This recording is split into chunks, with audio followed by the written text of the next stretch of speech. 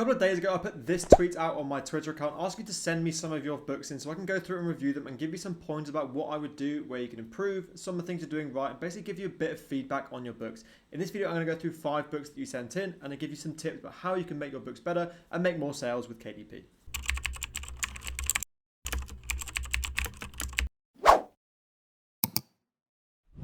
So the first book we're going to be looking at and going through is this My Courageous Fight Against Cancer book. Thank you for whoever sent this one in.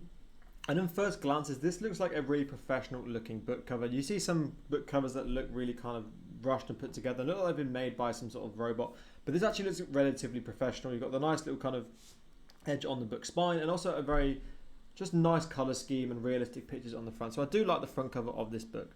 The first thing that jumps out to me here is going to be a common theme, I think, throughout this video based on the books that I've seen. And I preach this all the time in Amazon KDP is you shouldn't make a book just because you think it's kind of a good book to publish. There's no necessarily any data behind why you're making that book. And this is kind of similar to that because My Courageous Fight Against Cancer, Inspiring Guide of Beating Cancer. If we just go for something like Cancer Guide in here, I'll be surprised if there is a keyword for this because Inspiring Guide to Beating Cancer, a cartoonist guide to beating prostate cancer, that is something people are actually searching for. People necessarily aren't searching for a guide about cancer. Let's just go for inspiring. I doubt this is going to be on there either. So Inspiring Guide to Beating. Let's see what comes up. It's been a bit slow today. Beating. It's gradually making its way through. It will get there eventually. So nothing comes up as a suggestion. So what is a really key thing to understand, and I say it all the time on Twitter and YouTube, is you have to stop making books because you think they're going to be good. You have to make books that you know people are actually searching for, and there is demand for this book. And don't get me wrong, I'm sure there are people out there that want to have an inspiring guide of beating cancer and embracing life, but the data isn't there from Amazon. People aren't searching this into the search bar. This is kind of the first step I would take. And then after I see that people are actually searching for it, I then go into Publisher Rocket and look a lot more detail. The fact that no one's actually searching this in the search bar, it gives me itself that it's actually not going to be a book that people are kind of searching for. And it's going to be very difficult to sell any units of this because no one's actually looking for it. And although the book might be good, it's very difficult to sell a book that basically no one's looking for. So that's going to be the main criticism of this book. And that's kind of, if you're doing that, it's very, very hard to actually sell anything because you have to learn to play the game of Amazon KDP, which I say all the time on YouTube and on Twitter here. Another kind of thing I really want to bear in mind with this book is fighting against cancer is a very, very sensitive topic, and I'm actually not aware who sent this book in. If you have fought cancer, then that's incredible. So much respect for you. I'm so happy that you got through that on the other side. But if you haven't and you're writing a book about an experience about cancer when you actually haven't experienced it yourself, I think it's just a very delicate and sensitive topic. So I generally myself, unless I'm really well versed and experienced in that, would generally stay away from that. Again, I don't know who has written this, so I'm not saying you are someone that has just written this book to kind of profit off people who are after it, but just be very, very careful when you're targeting books like this because it is a very, very sensitive topic. But that's kind of the main thing about this book is no one's actually searching for it. You have to have a title and a subtitle that you know people are actually searching for. This book doesn't have that, and therefore I would be surprised if it sells many units. What you have to do is go into the search bar and just type in things like, again, I don't necessarily like doing this because it is very sensitive, but things like cancer, see what people are actually searching for in books, and then kind of focus on that if you want to go into that niche. So cancer fighting smoothing recipes, people are searching for cancer diet cookbook, cancer prevention cookbook. You know, it's just things like this that actually have data and shows that people are searching for this. But generally, as a word of advice and caution, just because it's such a sensitive topic, I would probably stay away from stuff like this, but ultimately it is entirely up to you. So that's the first book. I'm now going to jump now into book number 2. So book number 2 is going to be a Trace to Write letter workbook for ages 2 to 6 years. And the first thing that jumps out to me here, again, I say this all the time, there's no excuse for it. You have to be professional with your book title. This generally is okay. However, there's no space between 6 and years.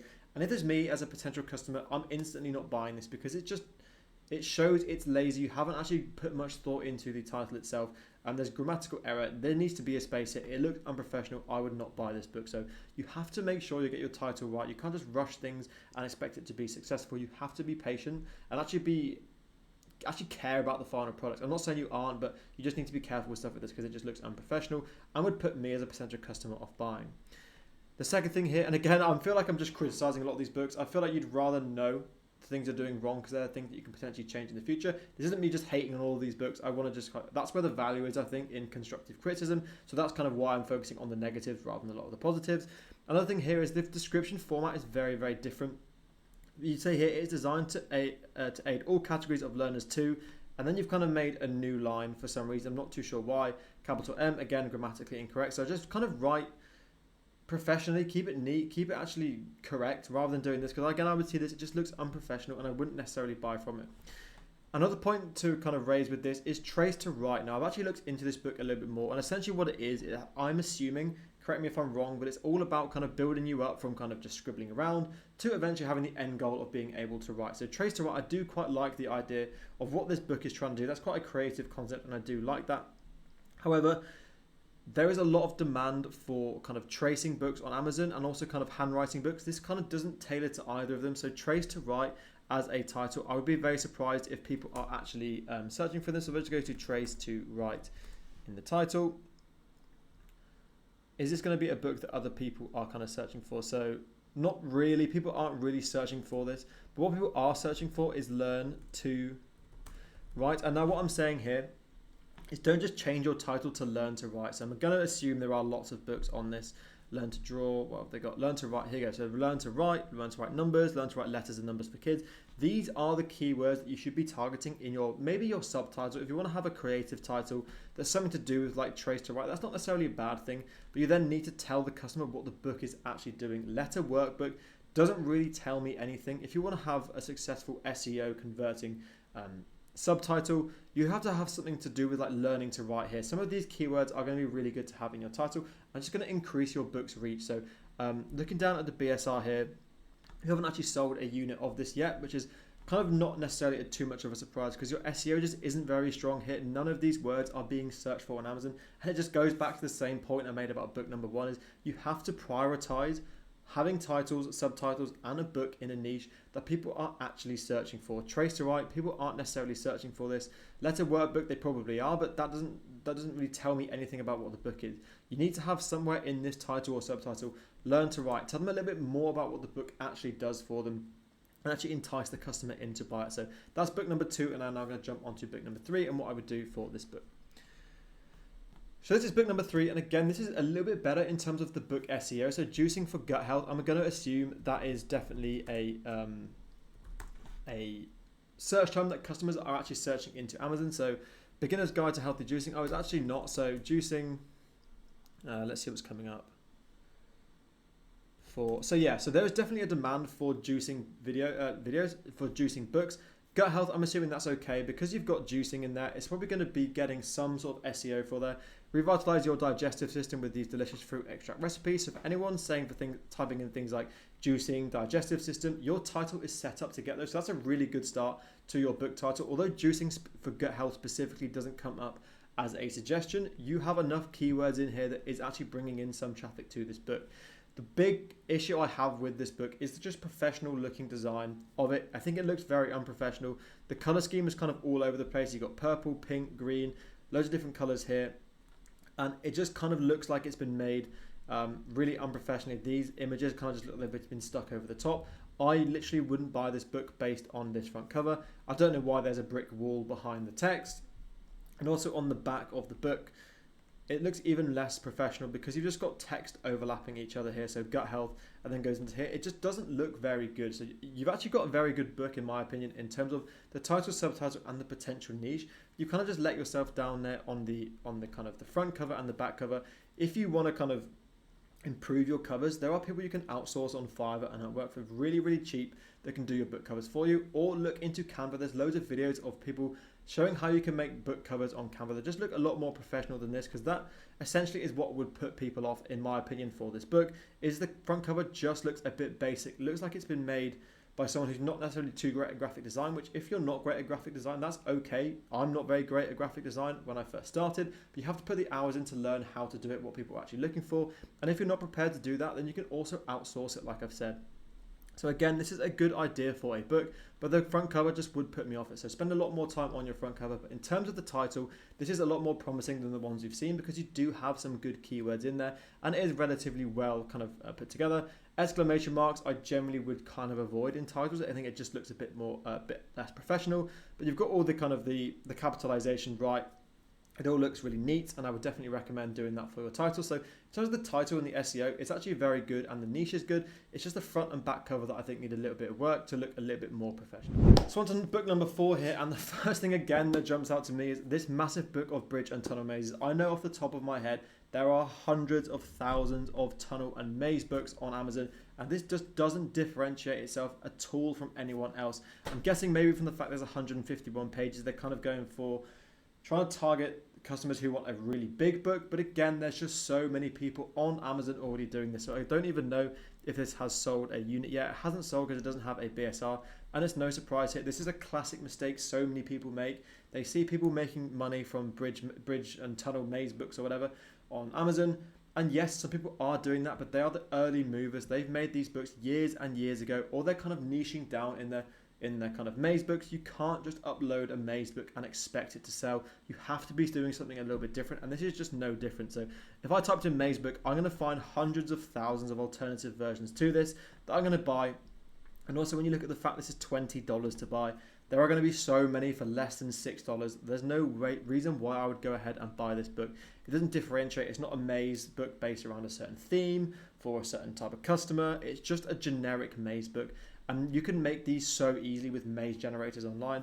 Generally, the easier a book is to make, the easier it is to replicate, and the harder it is for it to sell. So straight off the bat, what I'm going to say with this one here is it's just not niche down. It's so top level, it's so surface level in terms of how far you've gone down. And actually looking into who's actually wanting to buy this book, it's just a generic bridge and tunnel maze book. People aren't going to buy it, especially for $20. You need to be a little bit less lazy with your niche research. Actually find a book that people are wanting to get and that other people aren't offering, because at the moment there are a lot of demand for maze books, but also there's a heck of a lot of competition, and they're already ranking. They've already got thousands of 5-star reviews that are on a really low price, and this book just is going to really struggle to sell any units against that competition. So that's one thing I would say about this book. And the minute you're kind of in that hole of having a book that isn't necessarily differentiated from loads of other books that are doing a better product for a lower price, you're just not going to sell any units. So that's the main thing I would say about this book. So we're now going to jump on to the final book, which is going to be about coronary artery disease. So the final book in this video is going to be this coronary artery disease cookbook. That's such a handful, so I'm definitely going to butcher that name as I go through this section of the video. But the first thing that stands out to me in this book is the front cover. Finally looks really professional, really engaging, really enticing, and someone that I would definitely trust. And on top of this, you also have an author named Dr. Malvin Harrison. I don't know if that's a made-up person or that actually is who's made this book, but it doesn't really matter. That's a very professional looking profile, and also professional looking front cover. The back cover, maybe not so much, but that's not necessarily as important as the front cover. But if you just go comparing this book to something like this book, you can start to see the difference between a professional looking cover. So I say the word professional all the time, but it's kind of a surprise to many people how quickly your subconscious mind makes decisions based off things like title structure and also book front and back covers. They need to be professional looking, else you just don't build up that trust with potential customers. And you just compare the two here. There's no comparison between how good this front cover is compared to here. I'm much more likely to buy from this person because it just looks professional, and I trust that front cover a lot more than this, which I think just looks relatively basic and in my opinion looks rushed. So the front cover is a really good place to start. The second positive of this is you've led with a very obvious keyword, coronary artery disease cookbook. Now, I don't necessarily know if this is a keyword that people are actually searching for. Coronary artery disease cookbook. So again, that is definitely a search that people are searching for on Amazon. That's great, very low results. So it's a good niche to be targeting in here. So I actually think in terms of your title and your kind of research here, I'm not going to go into Publisher Rocket and look at the specific details here, but the fact it's coming up in the Amazon search bar shows that it is a good niche to be targeting in, and there is low competition. So I think this is definitely a very good place to start. However, going back to the idea of professional looking and those kind of split second decisions that you make when you're buying something on Amazon, I don't understand why you've made this a fully capitalized title. It just looks very intense and it's kind of very in your face, especially when you then mix it up with lowercase here. The main thing I say when you're making a title, and you might think it's not very important, but it actually is really important, is make sure you're just consistent with how you structure your title. So as much as I said this front cover isn't very professional, their title is done exactly as it should be. It's got capital letters at the start of every single word, which is how I kind of structure my titles. Everything's consistent and it's just nice to read. Compare this compared to something like this. This just looks very intense and very unprofessional and looks like someone's just trying to grab your attention as much as possible, which is good to a certain extent, but this is a little bit too far in my opinion. However, despite that, I think it is a pretty good book, 134 pages. If I look into the actual interior itself, I'm assuming it's just going to be loads of different recipes. Let's have a look through here.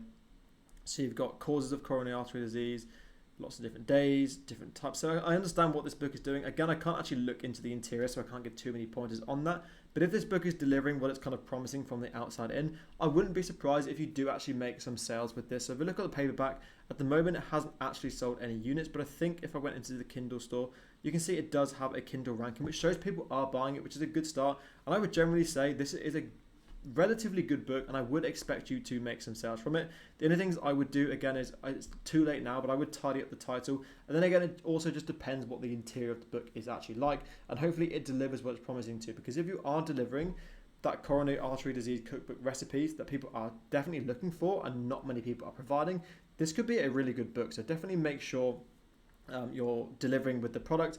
If you know deep down you're kind of rushing this interior and it's not that great, make sure you go back, spend time on it, because this is the potential to be a really good book for you. And you have got some sales on the Kindle side of things, so it's definitely a good sign for you. But that's 5 books I have reviewed for you. If you want to have your book featured in the next video, then make sure you follow me on Twitter and send me a message and a link to your book in my DMs. And I will see you now in the next video.